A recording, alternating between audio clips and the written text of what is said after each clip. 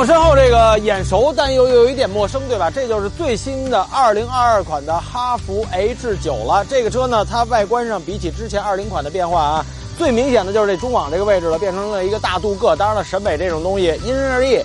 我个人觉得是吧？如果把它全都变成这种亚光黑色，会不会更漂亮啊？我估计不久在某宝上应该有这样的中网可以去卖了。然后在路灯的区域也是有变化的。然后除此之外，整个后面还有车侧，其实从视觉效果上就没有什么太大的变化了。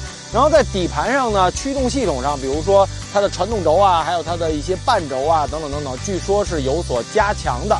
当然了，这就得日后如果跑出去干粗活来考验一下它了。